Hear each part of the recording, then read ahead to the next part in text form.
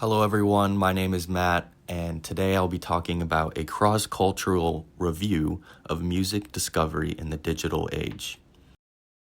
As music consumption is primarily being shifted towards a digital landscape, it is vital for artists, consumers, and those in the industry to learn more about this new discovery process and how this differs between Western and non Western parts of the world.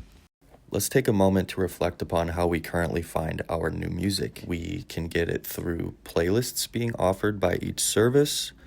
We can get it through recommendations, through artificial intelligence, or we can get it by word of mouth. Now, the most common one is the artificial intelligence recommendations. Though this is convenient, the question of whether this contributes to a lack of visibility of other music from across the world still stands.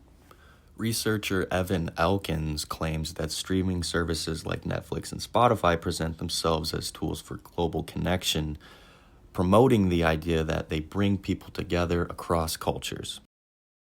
However, while these efforts promote a positive globalized image, they also serve for business purposes, helping Spotify and Netflix or Apple Music expand into new markets. And by framing their platforms as fostering this cultural exchange, they downplay concerns that tech companies are controlling global entertainment through algorithms.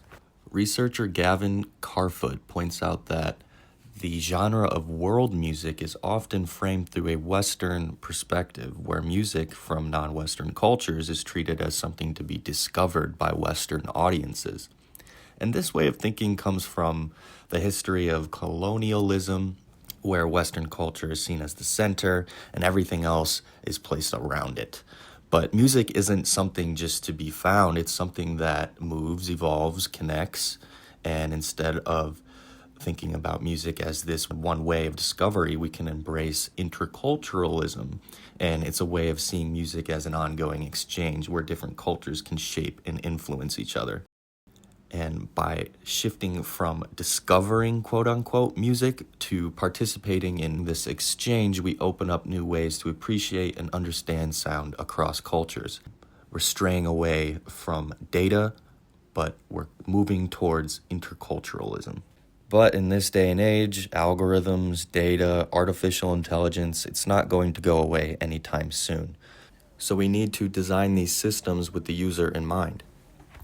Chapter 14 of the Handbook of Usability and User Experience talks about Spotify, and it goes into the methods that Spotify's recommendation system uses, and this is collaborative filtering, natural language processing, and audio models. The book goes on to say that collaborative filtering and natural language processing are beneficial for connecting these listeners to music that other listeners hear and comment on, and it's a type of algorithm based on metrics, streaming data, and user visits to artist pages. It analyzes a user's behavior and compares it to other user behavior. The strategy determines user preferences from historical data patterns. And to get more granular, this is where the NLPs come into play. The system classifies artists linked by comments or anything that they can scour from the web to determine what users are saying about the specific artist and song, and then recommend similar content to the Spotify user. All in all, this works pretty well because there is so much data that is drawn from this broad ecosystem.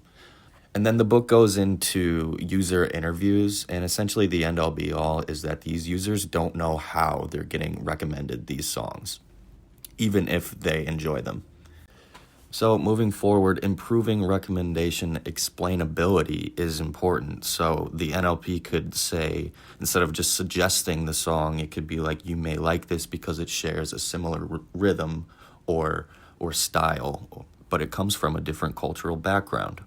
So in order to improve the visibility and consumption of other music from other cultures, systems need to be transparent to their users, and the users should feel confident and satisfied interacting and collaborating with these systems.